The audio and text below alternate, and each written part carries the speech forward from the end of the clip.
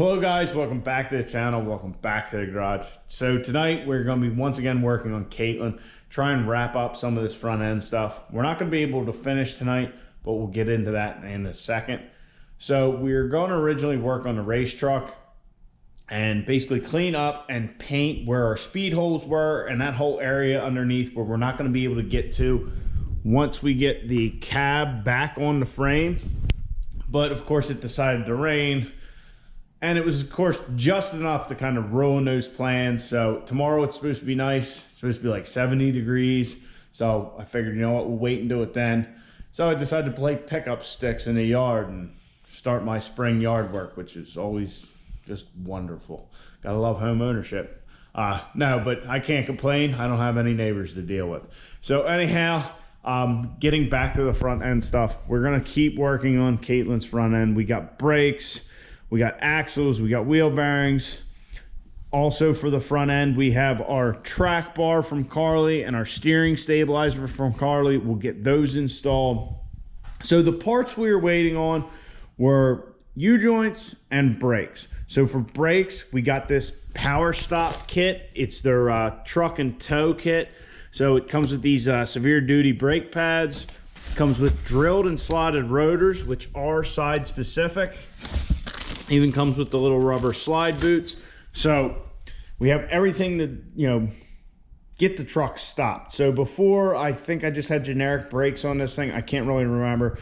But now we're actually towing with the truck. Not that we're towing a whole ton of weight, but I figured, you know what? We needed brakes. Let's get some good stuff. So the other thing we were waiting on was U-joints. So both U-joints came. As you can see, I got Spicer U-joints. I wanted a good U-joint, so I got these Spicer ones. I could have gone to the parts, you know, a local auto parts store and gotten whatever their brand is, or Moog's the other one, but I wanted like good quality stuff. The factory ones lasted 70,000 miles, non-greasable, so I wanted something similar. So these Spicers are also non-greasable, which I'm fine with. Like, if you have one that's greasable, everything's drilled out. It's just not as strong. And honestly, I've heard Moog's quality, which that used to be like a well-known brand. I've heard their quality may have gone down a little bit. So anyway, I wanted to go with the Spicers. So got these from Rock Auto. The brakes came from Summit. And let me tell you, these things were a bear. So this truck has 70,000 miles on it. They were the original universal joints. And still had to put these in the press, you know, socket underneath, socket up top, put it in the press, heat it, and then whack it with a hammer to get it to slide through. And that's after fighting with trying to get the clips out of here that hold it in. They were just a bear. So I said we can't finish this job because unfortunately, and it was all my fault, we destroyed the U-joint already. So when we did the passenger side, and the passenger side, actually, now they say that, we actually had to cut it out because we couldn't get two of the C-clips on the one side of it. So we cut it with a grinder, and then we pressed everything out. It was just, if you don't have access to a press, take it to like a driveline shop or something like that. Yeah, trying to do it with a vise and all that, it's probably just not worth the effort. If you can pay them $20 or $30 to do it for you, great. And hell, they might even have these nice Spicer U-joints. So anyhow, in putting it back together, we're trying to press the U-joint in a little further to get one of the C-clips in, the last C-clip. And I made the mistake of putting my socket underneath and on top, like I did put it, you know, driving it out. Well, this C-clip was already in, so when we did that, it forced the body of the U-joint through the cap. So we destroyed that universal joint. It's all my fault. I should have known better. I should have thought about it. But we were just kind of in the middle of doing it. I put it back how we drove it out, and it just, wow. But like I said, that's how much of a bear these things were.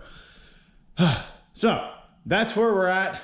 We'll get into the Trac bar and steering stabilizer installation after we get the axle, the wheel bearing, and the brakes installed on the driver's side here. Oh, and that's another thing about the U-joint. We did not do this all for naught when we pulled the U-joints apart. At least one of the caps on one of the U-joints was completely dry, so it was ready to go. So certainly glad that we took the time, extra time to do the universals. All right, I'm done talking. Let's get this stuff installed. So before we do anything else, we're going to go ahead and pre-lube our ball joints. When we installed our top ball joint and put it all together, you actually take the cap and you put it hand tight and go back a quarter turn. So we'll get 5 or 6 pumps of grease into that. We'll then tighten our cap and torque it to 20 foot-pounds. That'll be done, and then the lowers, they just get a pump or 2, Carli says. So we don't want to over-grease them and pop all the seals and all that. They do state the top one could make a mess.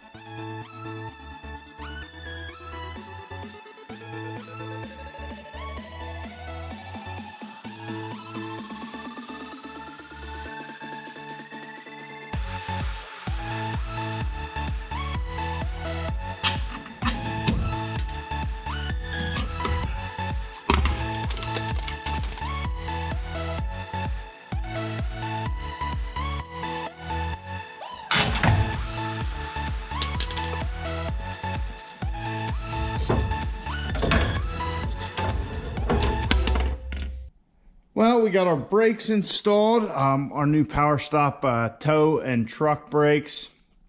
Yeah, everything went as expected. Now, I did have to remove the caliper from the caliper mounting bracket because we had these new boots.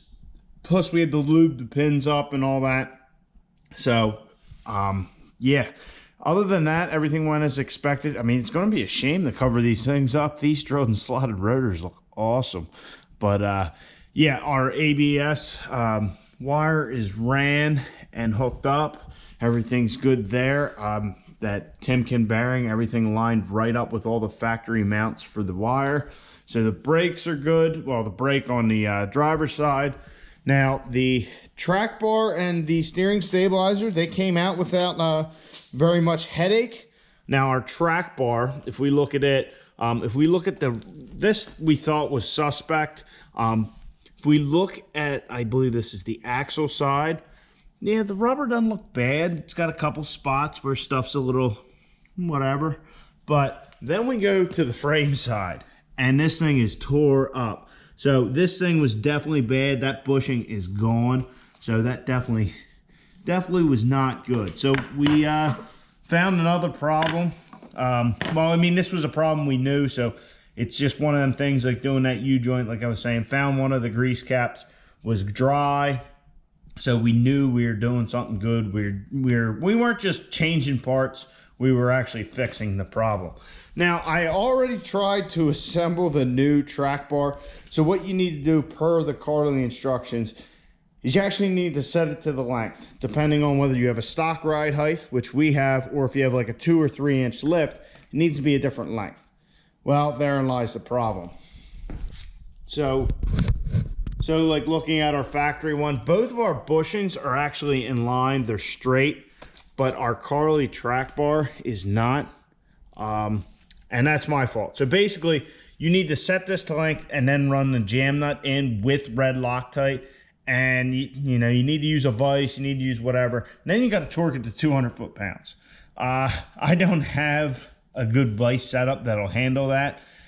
And so yeah, it's off kilter. It's not right. We're gonna have to fix that. I'm gonna have to take this where I can actually work on it right and get it straightened out. So I have the measurement. I mean, it's right there measurement wise. I mean, it'd be good, but it's just not straight. So I'm sure by the time I get to doing that, well, I'm not sure, I'm positive the red Loctite will be set up. It'll be a pain. But picking this thing up, I mean, this thing's hefty. And then you pick the factory one up, in comparison, it's like half the weight. I mean, just look at the body of it. Look how thick this is compared to the factory one. And then the factory one here in front of the diff cover actually necks down even smaller.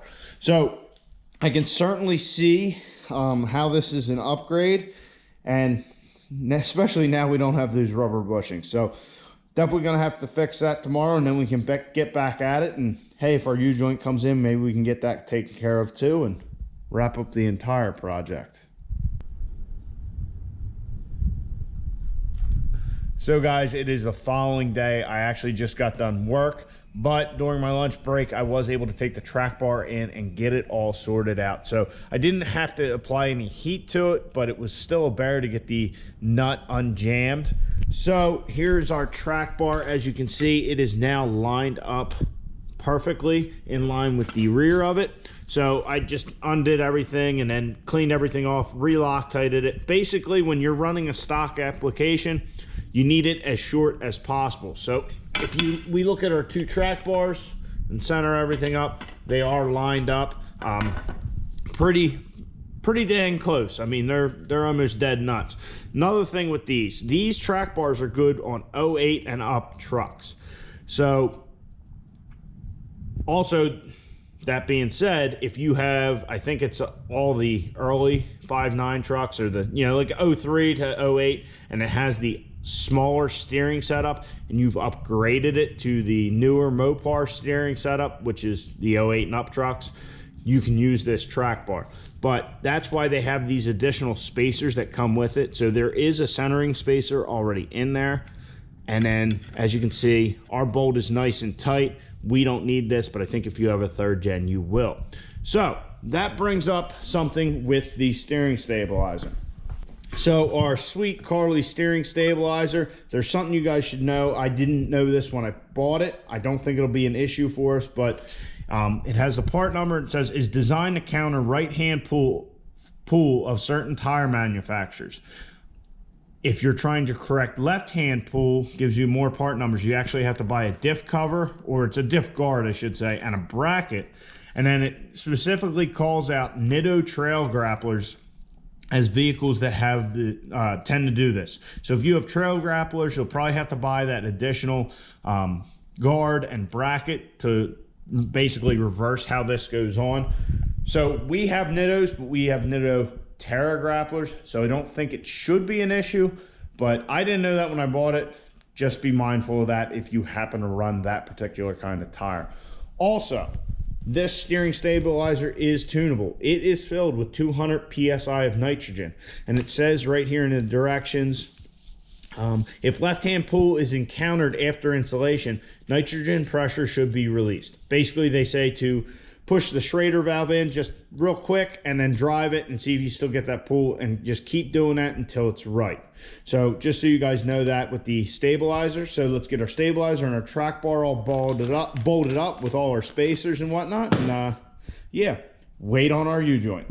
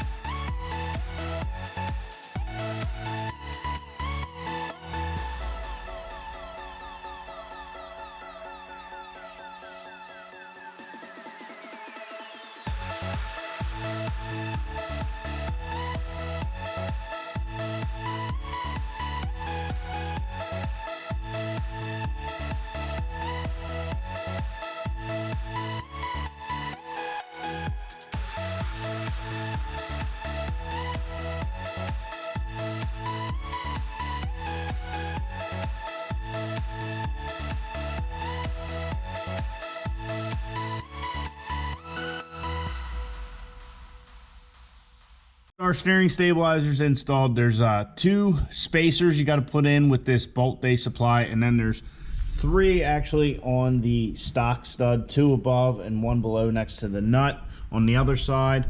And our factory bracket actually had to get moved as far over as you can. There's actually a flat here. It's hard to see. I actually didn't realize it at first. I thought they meant where the, before the bar turns or curves more. So you just got to slide that bracket over a little, loosen it up, and then tighten it back down. But overall, went good. I even put the sticker on. I'm sure it won't last long, but oh, why the hell not? But yeah, our parts are in. They're looking good. I'm really hoping they make a difference. We know we had shot ball joints, and we know we had shot wheel bearings, and we know our track bar was shot too. So this definitely was well worth doing. So guys, we got our track bar in, we got our steering stabilizer in, we got the driver's side all buttoned up except for putting the wheel on, which I'll do when we get ready to set it down, because I'll probably end up rotating the tires while we're at it. We need to get this thing aligned and get the passenger side done. We're still waiting on a U-joint. It was supposed to be here today. Tracking said it was going to be here today. My mail already came, and it's coming USPS, so I don't think we're getting it today. So that's going to have to wait until next week to get that side buttoned up, wheel bearing, brakes, all that kind of good stuff. This Carli stuff, you can certainly tell it's quality. I mean, like the welds on that track bar are fantastic. Everything just seems right. And something, as somebody who installs a lot of different stuff, that I really appreciated was their directions are in-depth, they're thorough. Not only are they giving you the torque values for the stuff that is supplied in our kit, but they realize the brake has to come off in order to do the ball joint. So they even give you the torque specs for the brakes and all that. It just makes life a lot easier. You don't have to go searching on Google trying to find stuff and figuring out if it's right or not. But I really appreciate that in something like this. It makes things so much easier. So in my opinion, it's quality stuff. Does it work? Is it going to fix our issue? I think so, just for the simple fact that we had worn out parts. Is everything going to hold up as well? Hopefully it'll hold up better by looking at the quality, but only time's going to tell.